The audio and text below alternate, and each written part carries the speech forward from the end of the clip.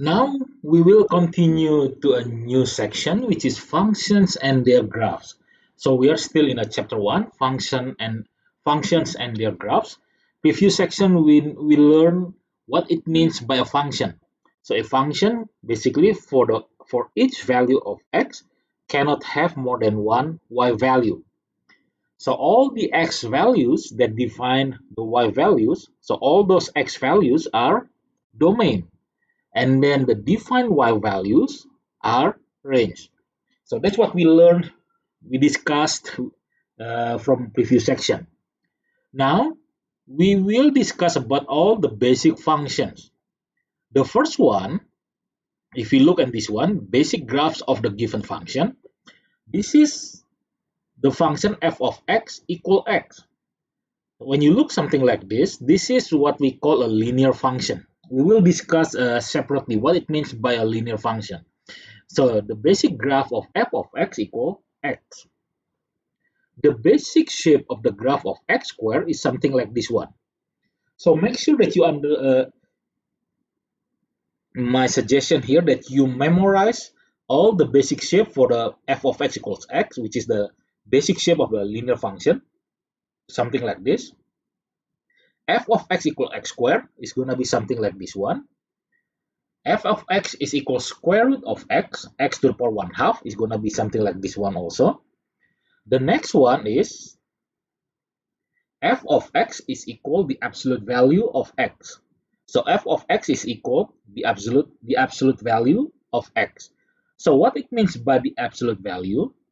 So this is just on the side here, on the side. So basically, if you have the absolute value, it means if you look from the graph, for the value of x, if this is negative and then this is positive, for the negative, the value of y is always the smallest is 0 all the way to positive infinity. Because when the number is getting smaller and smaller, the graph here is keep going up. So when the graph is keep going up, so its value of y, the value of y is keep getting larger and larger. So what's the absolute value of x? So the absolute value of x, for example, if I give you the absolute value of 5, is always equal 5. The absolute value of 5 is equal 5 also. So basically 0, -1, -2, -3, -4, -5. So for example here, the absolute value of -4 is equal 4. The absolute value of 4 is equal 4 also. When you look at this one. So in general, what we have is the absolute value of x is equal x if x greater than or equal to 0, or negative of x if x less than 0. So basically when x is negative, which is this one, negative of x, right? So negative of negative number, negative of -5 is 5. So always positive. So the general form of this one can be interpreted of this one. So the absolute value is equal x if x greater than or equal 0. X greater than 0, so the graph is going to be something like that one. But if x is negative, then the mirror is on the y-axis, so it's going to be something like this one. So this is the definition of the absolute value. On the next one is the function of f of x equals x to the third. So it's going to be something like this one. This is very important. These two here, x squared and x to the third. So basically, f of x is equal x squared. That's going to be, graph is going to be look something like this one. F of x is equal x to the third. The graph is going to be look something like this one. Here is very important because you will see when we discuss about polynomial function, right, in a shortly. So make sure that you memorize, you recognize the shape of this basic graph. F of x equals x, f of x equals x squared, f of x equals square root of x, and then the next one is f of x equals the absolute value of x, and then the next one here is f of x equals x to the third. Now, the next one, when you look at the function, you see this one here is the function is decreasing, and then here is increasing. This one is increasing, and then here is increasing also. So what it means by increasing? Well, we seen it before, right? So increasing when the function is rising, decreasing when the function is falling, constant when the function is horizontal. So basically, if the line is horizontal, so it means the function is constant. No matter the value of x, the value of y is constant, the same. The next one is maxima, the highest non-infinite point on the function. Minima is the lowest non-infinite point on the function. Now, we want to find the intervals of increasing, decreasing, and constant. When you look at the graph, the function is constant, is this one here, right? So how to find the interval? Always look at the domain. Always look at its domain. So this one here is constant. Start from this one here, -7. Start from -7, this point here, include it because this one is solid circle, all the way to -2, this one. So basically from -7 to -2, always start from the smallest number to the largest number, always. So you read from left to right. So basically when x equals -7, the value of the function is 3. X equals -5, the value of function is 3 also, because it is constant. So the interval of the constant function is start from -7 to -2. And include it because it's solid circle, solid circle. So interval of the constant is from -7 to -2 and square bracket included. Increasing, if you look increasing, this one is increasing. Start from where? From this point here, which is start from 2, solid circle, and then this one is solid circle also, so the value of x is included. This one from 6. So increasing from 2 to 6. Increasing from 2 to 6, but it's solid circle included, so therefore we use square bracket. And then the next one is decreasing. Decreasing, when you look at decreasing or increasing, you don't look at the y values. When we try to find the interval of increasing or decreasing, always look at its domain. So it means we have to look at the x-axis. So for decreasing is not from -3 to 0. It's not. It's always look at its domain. So start decreasing when x equals -2, is solid circle, to 2 here. So therefore, decreasing is from -2 to 2. And use a square bracket because included, -2 is included, 2 is included. So it's not that difficult how to find constant when the function is constant, when the function is increasing, when the function is decreasing. On the next example, if you are given a function shown below, so this one is opens down, right? So this part here is increasing, and then you reach the maximum, and then decreasing. After you reach the maximum, of course, gonna be decreasing. So find the indicated function value of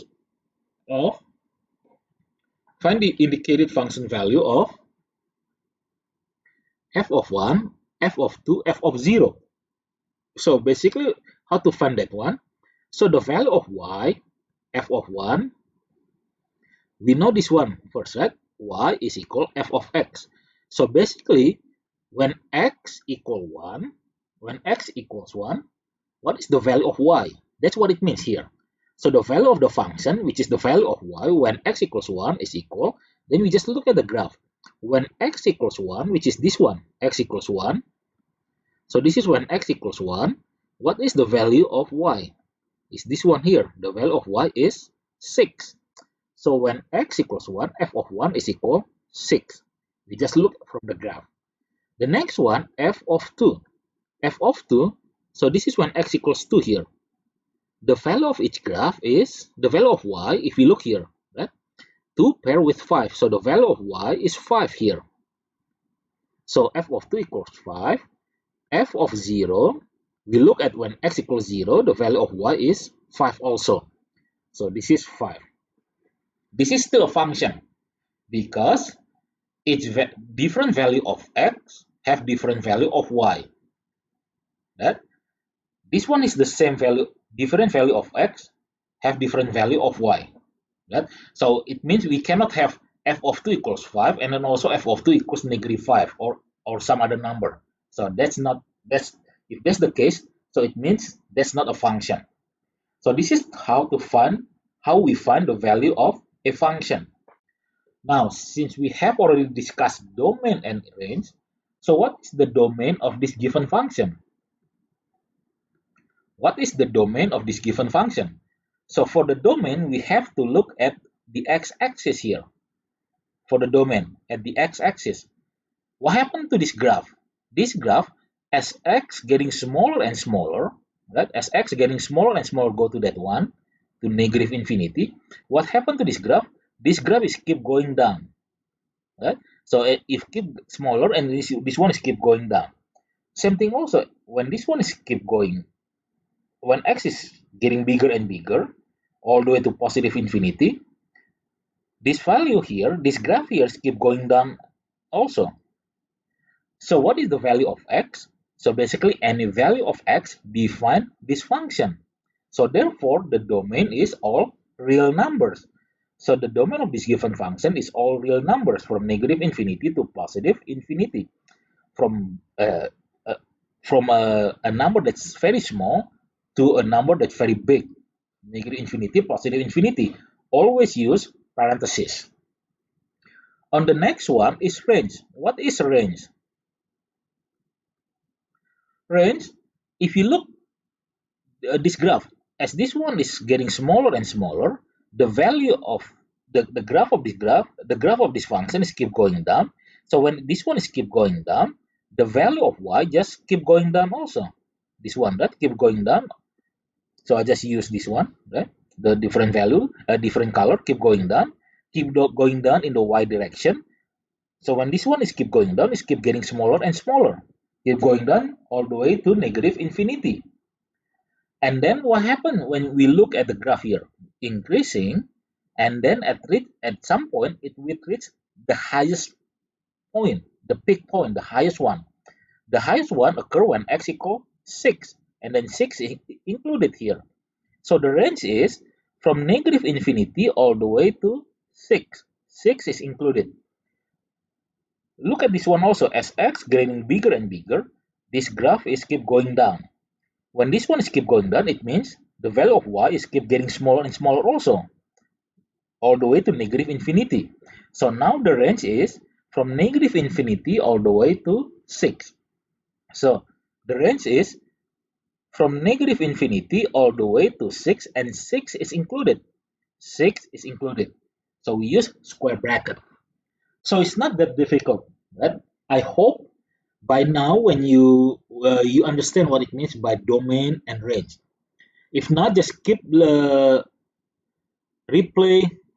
the explanation on the video, and then if you have a questions, you can let me know. Now we will discuss a function one by one. Start with a linear function. So this one, the simplest form of the linear function is this one, f of x equal x, and then the shape is here, f of x equals x, this one here, right? This one, f of x equals x. Now if you look on the next one, the characteristic of linear function is always a straight line.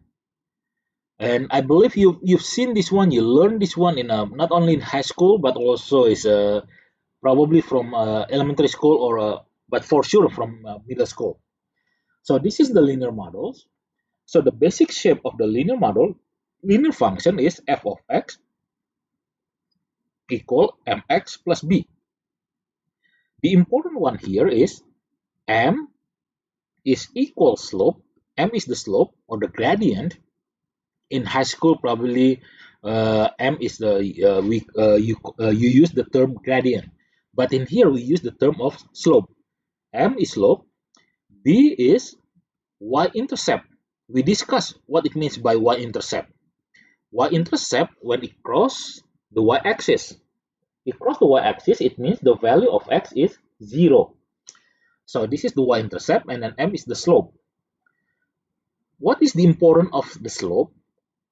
Because the characteristic of the linear models, the linear function, for example, something like this, the basic shape is going to be that one, a straight line. So therefore, when we have a straight line, the straight line can be increasing, decreasing, horizontal, or vertical. So how do we know if the line is going to be increasing? That's from the slope. So basically, the line is going to be increasing. That's when the slope is positive, greater than 0. So it's going to be increasing. The line is decreasing when the slope is negative. So basically, when the slope is minus or negative, this one is going to be decreasing. The slope is 0. That's when the line is horizontal. So when the line is horizontal, the slope is 0. And when the line is vertical, so vertical, it means the line is increasing absolutely. So basically, the vertical line, right? So the vertical line is increasing very absolutely, straight line, vertical. So what is the slope of this line? So there is no slope of this one. So the slope is undefined, does not exist. So basically, when the slope is positive, it's going to be increasing. When the slope is negative, it's going to be decreasing. The slope is equal 0, is a horizontal. The slope vertical is does not exist. The line is vertical, so the slope is does not exist. So if you have two lines, for example, something like this one, and then this one is something like that one, and then this is A, this is option B. Yeah? So basically, you know also the slope, m equals 4, m equals 8. Which one of this line, the slope is 4, A or B? So for A, the slope is 4. Why? Is line B increasing very fast, faster than line A. So therefore, when the line increasing very fast, the slope is getting bigger and bigger and bigger. And then when it becomes like very big, which is like negative infinity, the line is gonna be vertical. So therefore, this one does not exist. Right, for vertical line. So this one here for the slope equals 8 is gonna be like that. Similarly, when you have something like this one, and then here, right? And then here is m equals negative 4, and then here is m equals negative 8. Here C, and then this one is D. Which one of these two lines, C and D, this has the slope of negative 4? So which one is these two lines has the slope of negative 4? When you look at this one, negative 4, so basically when the slope from the negative side is getting closer to 0, the line is going to be close to vertical. This one is very close to vertical, right? So therefore, this one is, the slope is negative 4. But when the line is getting smaller and smaller for something like this, so it's gonna be, the line gonna be decreasing rapidly, faster and faster and faster. So this one here is the slope of negative 8. So basically, when the slope is getting smaller and smaller and smaller, all the way to negative infinity, so the line is gonna be vertical. So that's what it means, right? By the slope. It's very important because we will use this concept again when we discuss about derivative. So on the next